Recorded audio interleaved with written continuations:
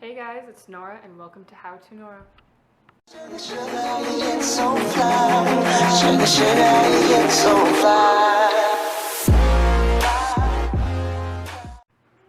For my first video, I wanted to start out light and do a piercing video.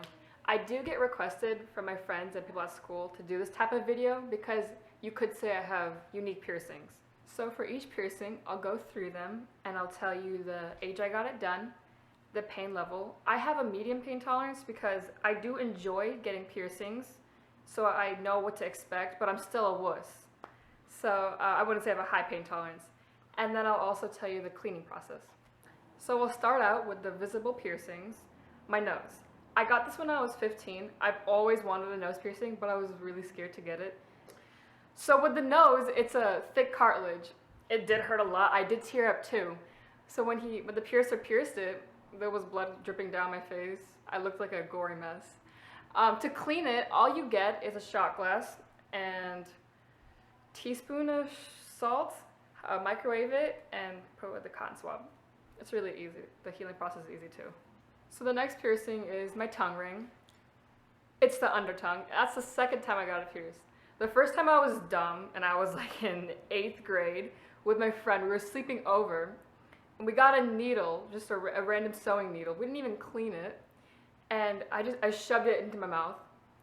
Bad idea, because later I found out when I got it redone, the piercer said I could have paralyzed my jaw.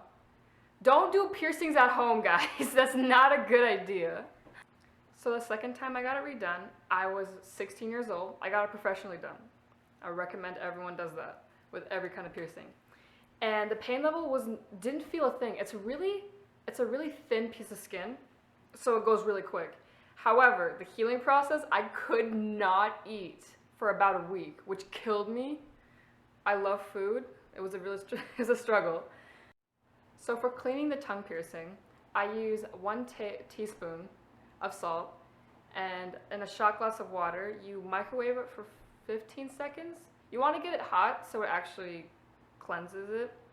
I do that morning and night, so right when I wake up and right before I go to bed. I also use mouthwash to help reduce the plaque, and I recommend using a ACT mouthwash. It's a non-alcohol mouthwash. Also, with this tongue wet piercing, it does promote bad breath, so you gotta be on top of cleaning, okay? So moving on to my ear piercings. I have different piercings in each ear because I prefer it like that. I don't like when my ears match. I like uniqueness. So I have 3 piercings in my left ear. I started out with my 2 low piercings. I don't remember when I got them done, and I don't remember the pain level, but you can feel your lobes. It won't hurt. I promise, you got this. I have my conch pierce, which is the inner part of my ear. So you'd expect that part to hurt a lot because it's thick cartilage. And honestly, I did not feel it at all when the piercer went through. It was crazy. I didn't even know when he started and stopped. The clamps hurt more than that. So I'd rate it like 3 out of 10. You got it. Also, the cleaning of it, same thing with the salt water mixture. Heat it up for 16 seconds and then get a Q-tip and just go around the piercing and move it too, so you know the skin doesn't heal around it. I also have a miracle oil that I put on all my piercings, even including my nose, except for you can't put it in your mouth.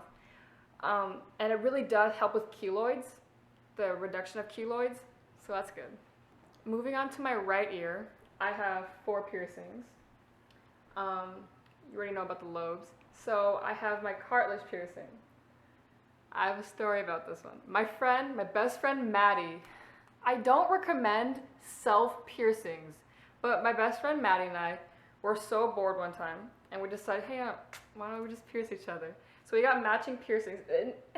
It went halfway through, and she didn't want to put it all the way through, and I was crying. It hurt so bad. If you did it professionally done, it would have been done in 3 seconds, but no. So that one swelled up a lot, as you can imagine, but how I clean it, same way, move it around so the skin doesn't grow around it, and then, yeah. So then, this piercing, it's my forward helix. you can see a keloid on it. I'll tell you about how to take care of that after. But I was supposed to get my 3 forward helix done, but that hurt so bad. I had to stop at 1. I don't regret this piercing, but for the first week and a half, I couldn't even sleep on my ear. Like, it hurt so bad. So for keloids, I have this miracle oil. I mentioned it before. You want to put it on once a day because it can dry out the piercing and that makes it worse. But putting on the miracle oil after cleaning the piercing itself will help the keloid disappear. So my last piercing is my belly button piercing. I've had the top navel done before, which is the most common belly button ring, it's just the top. And that one healed really quickly. They usually take about 12 months to heal. Mine healed in 7 to 8 months. It was perfect. But then I took it out because honestly, whenever I sat down and I had a belt on, the top ring would get caught on my belt, and when I stood up, oh my god, it would hurt so bad. So I took it out and got my bottom navel pierced.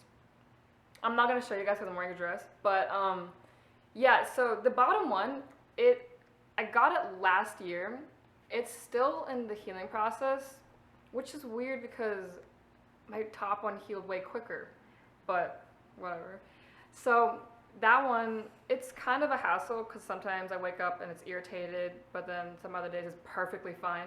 Also, you gotta remember with belly button piercings, they heal from the inside out. So just because it looks good on the outside does not mean you can change the ring.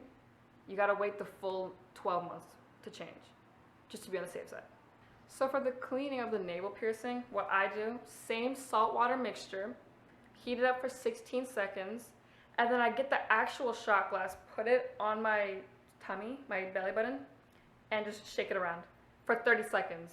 Then after that, I tap it dry with a napkin. Everything has to be clean. Don't mix germs. And I put the miracle oil over it and keep it on. I don't wipe off the single drop of miracle oil, because if you put too much, it will dry out the piercing, and then yeah. The common questions I get asked a lot are, what's my favorite piercing? What I have to say, my tongue piercing, because I constantly play with it. When my mouth's closed, my tongue is just twirling around, and I sometimes do this. I don't know if you guys can see that. But also, the second question, the cleaning agents. The mouthwash with no alcohol, it's called ACT, A-C-T mouthwash. You can get that in any pharmaceutical store, like I don't know, Target or whatever, Rite Aid. And the miracle oil. I got my miracle oil. It's miracle oil or tree oil. Tree oil is really good for keloids too. I got my miracle oil from Amazon, but honestly you can get it at any store like Rite Aid, Target, yeah. I'll be linking the 2 cleaning agents I mentioned down below. This is my first video, so if it was kind of boring, cut me some slack. More videos to come, don't you worry. And I'll see you every Sunday. Shifted higher than the ceiling, and only is the ultimate feeling.